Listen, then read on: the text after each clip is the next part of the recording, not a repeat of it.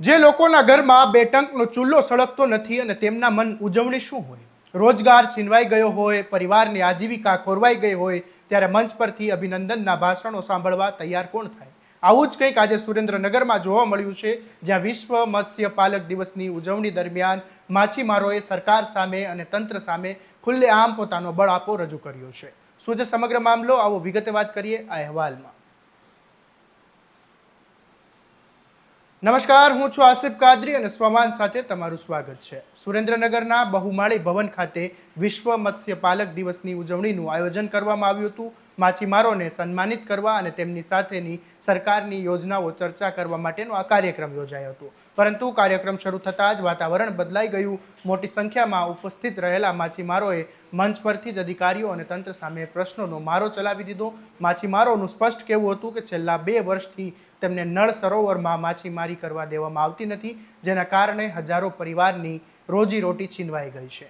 માછીમારોના જણાવ્યા મુજબ નળ સરોવરની અંદરના વિસ્તારમાં માછીમારી પર પ્રતિબંધ મૂકવામાં આવ્યો છે, પરંતુ આ પ્રતિબંધના કારણે સુરેન્દ્રનગર જિલ્લાના 10થી વધુ ગામોમાં 2000થી વધુ લોકોની સીધી અસર હેઠળ આવ્યા છે.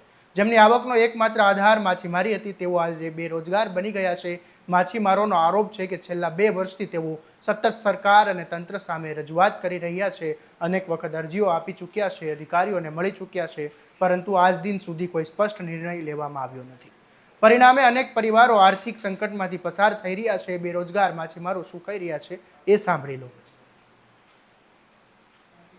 10 જુલાઈ 2026 આજે અમે મદદની મત્સ્યોદ્યોગ નિયામક સુરેન્દ્રનગર ઓફિસે આવ્યા છીએ.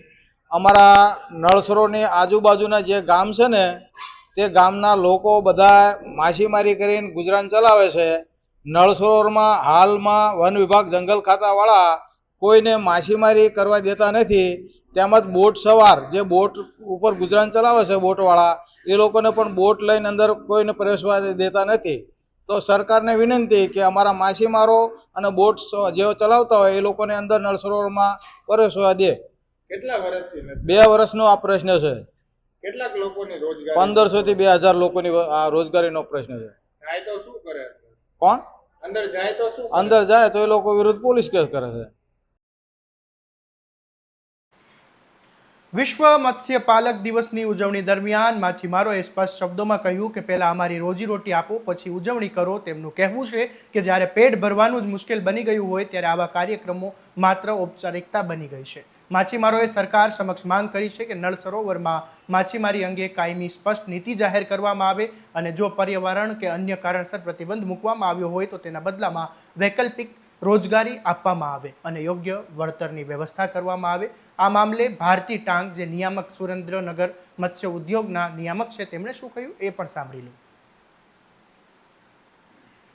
હું મદદનીશ મત્સ્ય ઉદ્યોગ નિયામક સુરેન્દ્રનગર ભારતી ટાંક આજે સુરેન્દ્રનગર જિલ્લામાં national fish farmer day development દિન નિમિત્તે 10 જુલાઈના નિમિત્તે આજે એક મિટિંગનું આયોજન રાખેલ અને આ જે નેશનલ ફિશ ફાર્મર્સ ડે છે એનું સેલિબ્રેશન જે હીરાલાલ ચૌધરી અને એમના કલીગ્સ જે ઇન્ડ્યુસ બ્રીડિંગમાં 1957માં ઓડિશામાં સફળતા મેળવી એ માનમાં દર વર્ષે 10મી જુલાઈ એનું સેલિબ્રેશન કરવામાં આવે છે.